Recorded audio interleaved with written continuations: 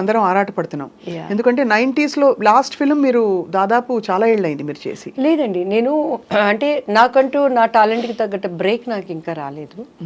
And మహానటిలో చేశాను సావిత్రి మదర్గా, కానీ అసలు దివ్యవాణి క్యారెక్టర్ అది కాదు, అసలు కాదు. కేవలం అశ్విని దత్ గారు మా కాల్ చేసి సావిత్రికి ఆ సిమ్టమ్స్ రౌండ్ ఫేస్ అది బాగుంటుంది, సావిత్రి మదర్ అంటే మీరే చేయాలన్న నాగి అశ్విన్ గారు అడిగారండి అని అంటే అక్కడ నేను సావిత్రి గారి మదరు అదొక్కటే చూశాను, సరే చేద్దామని చేశాను. దాని తర్వాత నేను సీరియల్స్ చేశాను మంచిగా, serials of course yes. Yeah నా పేరు మీనాక్షి అవి చేశాను. తర్వాత ఏటీఎం చేశాను వెబ్ సిరీస్, దాని తర్వాత పంచతంత్రం చేశాను. సో నాకు అనుకున్న విధంగా బ్రేక్ నా టాలెంట్కి తగినట్టు రాలేదు, సాటిస్ఫాక్షన్ లేదు. ఇప్పుడు మంచి ఫుల్ లెంగ్త్ క్యారెక్టర్స్ రాబోతున్నాయా మీవి? ఎలా అంటే ఫ్రాంక్గా ఏంటంటే అంటే రాబోతున్నాయి అనే దానికి తగిన నెట్వర్క్ నా దగ్గర లేదు. నవే డేస్ మాకంటే అప్పట్లో ఉమామహేశ్వరరావు గారు, మన రామారావు గారు, వీళ్ళు మనకి డేట్స్ చూసేవాళ్ళు. అవును, ఆ విధానం వేరు. నవే ట్రెండ్ ఏంటంటే కొంచెం మన పద్ధతులకి, నా అభిప్రాయాలకి, నా కట్టుబాట్లకి పొసిగే విధంగా లేదు ఇప్పుడు డేట్స్ చూసి. ఇప్పుడంతా ఏముందండి, ఒక టీం అంటే అప్పట్లో అంటే డైరెక్టర్ది, హీరోది, ప్రొడ్యూసర్ది ఉండేది. ఇప్పుడు ఏంటంటే ట్రెండ్ మారిపోయింది. సో ఈ నేటివిటీకి తగ్గట్టుగా కరెక్ట్గా పర్సన్ నన్ను హైప్ చేయడానికి, నా డేట్స్ చూడటానికి కరెక్ట్ నాకు కుదరలేదు. సో నాకు నేను పోయి చెప్పుకోలేను. సో ఆ బ్రేక్ పడడానికి ముందుగానే మా ఓన్దే నేను మన బ్యానరే స్టార్ట్ చేయాలని ఐఎమ్ ప్రేయింగ్ గాడ్ అండి. May God fulfil all that this beautiful season. ఇప్పుడు సో దివ్యవాణి గారు 90s లో 91, 92 ఆ టైంలో మీరు ఒక హవా, ఒక వెలుగు వెలిగారు కదా, అంత సక్సెస్ని ఆ రోజుల్లో ఎలా హ్యాండిల్ చేశారు మీరు? అంటే నాకు అసలు ఏమీ తెలియదండి, ఇప్పటికీ కూడా షోకేస్లో బొమ్మ ఎలా ఉంటుందో అలా అయిపోయింది నా జీవితం. అంతా మా అమ్మగారే, మా అక్కయ్య, మా అన్నయ్య, వాళ్ళ ముగ్గురు లేనిది సినిమా ఇండస్ట్రీలో నేను లేను. నాది ఏంటంటే పొద్దున్నే నిద్ర లేవటం, మంచిగా డైట్ ఫాలో అవటం, ఆనంద్ మాస్టర్ గారని భానుప్రియ గారికి మాకు ఒకటే మాస్టర్ గారు, డ్యాన్స్ క్లాస్ అయిపోవటం. అసలు సినిమా ఇండస్ట్రీకి కూడా నన్ను ఎక్కడ ఒక ఆఫీస్కి కూడా మా మమ్మీ వాళ్ళు నన్ను వెళ్ళనివ్వలేదు. I'm so lucky in that. మొన్న కూడా మన వంశీ గారు ఉన్నారు కదా, పెద్ద వంశీ గారు, ఆయనని కలిసాం యాక్చువల్లీ, చాలా క్లోజ్ సార్. అవునా, మీరు అడగండి. ఆయన ఒకే మాట అన్నారు అనమాట, ఈ అమ్మాయి అసలు ఒక సినిమా గడప ఎక్కిందండి, ఈ అమ్మాయి ఒక్క కంపెనీకి వెళ్ళి నాకు ఈ అవకాశం కావాలని అడిగిందా, ఈ అమ్మాయి ఎవరో ఎవరికి తెలియదు, వీళ్ళ అమ్మగారు వీళ్ళ సిస్టర్ వచ్చేవాళ్ళు, అంటే అంత ప్రేమగా నన్ను దాచిపెట్టుకొని తీసుకొచ్చారండి. ఏ కంపెనీకి నేను వెళ్ళి నాకు ఈ క్యారెక్టర్ కావాలండి అని నేను ఎప్పుడు కష్టపడలేదు. అలా అమ్మ తీసుకురావటం. ఎలా స్పాట్ అయ్యారు మీరు అసలు, అంటే ఎలా గుర్తించబడ్డారు? దివ్యవాణి, శ్రీవాణి అని ఒక అందమైన అమ్మాయి ఉంది అని. Ushavani. My original name is Ushavani. మరి ఉషావాణి దివ్యవాణిగా మార్చుకున్నారు. ఉషావాణి బాగుంది కదా పేరు. ఉషావాణి అంటే మమ్మీ, మా సిస్టర్ పేరు బేబీ రాణి. సో అలా ఉషావాణి, బేబీ రాణి, అలా రాణి వాణిలని మమ్మీ ముద్దుగా పెట్టుకున్నారు. అంటే మా సిస్టర్ తను ఇండస్ట్రీ మీద ఇష్టంతో వచ్చారు, మనము తేబడ్డాము. మీరు తేబడ్డారు, అది మనముగా రాలేదు.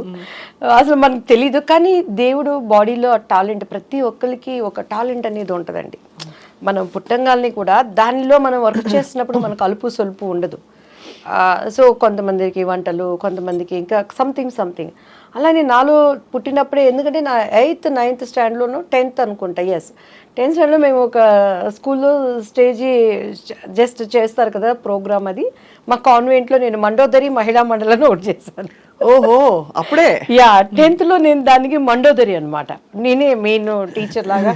మా టీచర్ క్యారెక్టర్ అంటే ఎంత ఇన్వాల్వ్ అయిపోయి చేశానంటే, అక్కడున్న మాది చిన్నది కాన్వెంట్ తెనాలిలో, మా అందరూ అలా, మా మాస్టర్స్ అందరూ అలా చూస్తున్నారు నా నటన్ని.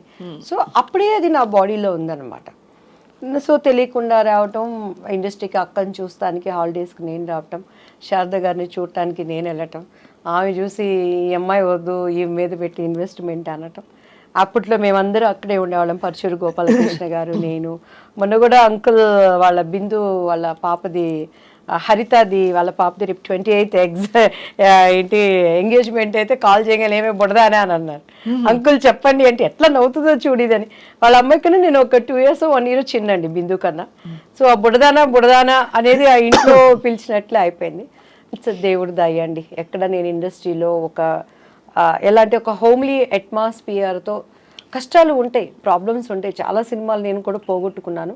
ఆ పెయిన్ కూడా మా పేరెంట్స్ నా వద్దకు రానియకుండా ఒక ఒక ఎలా అంటే కోడి తన పిల్లల్ని రెక్కల కింద ఎలా పెట్టుకుంటుందో భద్రంగా అమ్మలా చూసుకున్నారా మిమ్మల్ని?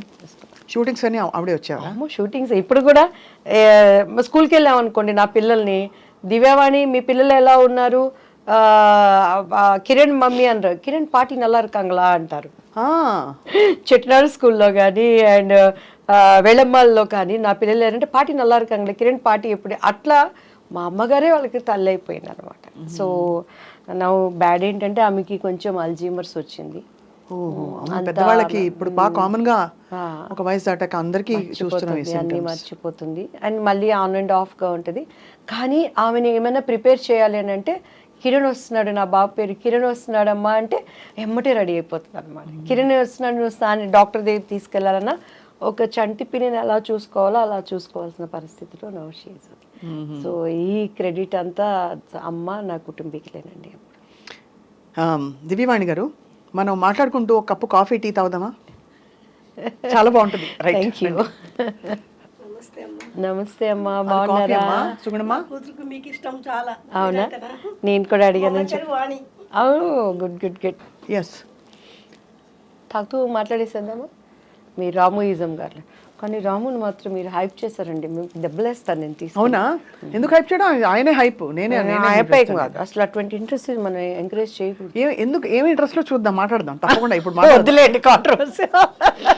చెప్తాను కూడా నేను. చెప్పండి, అదేం పర్లేదు, ఎవరి అభిప్రాయాలు వాళ్ళవి. నేను అంటే ఆయన వాస్తవాలు మాట్లాడతారు కాబట్టి చాలా మందికి అది మింగుడు పడదు. వాస్తవం కాదు, వాస్తవాలు ఉన్నాయని చెప్పని మన పూర్వీకులు ఆడమండి ఇవి బట్టలు లేకుండా ఉన్నారని ఇప్పుడు మనం పోగలరా? ఆయన బట్టలు వేసుకుని వస్తారు, ఆయన వేసుకుని వస్తారు, కానీ ఆయన మాటలు బట్టలు లేని మాటలు.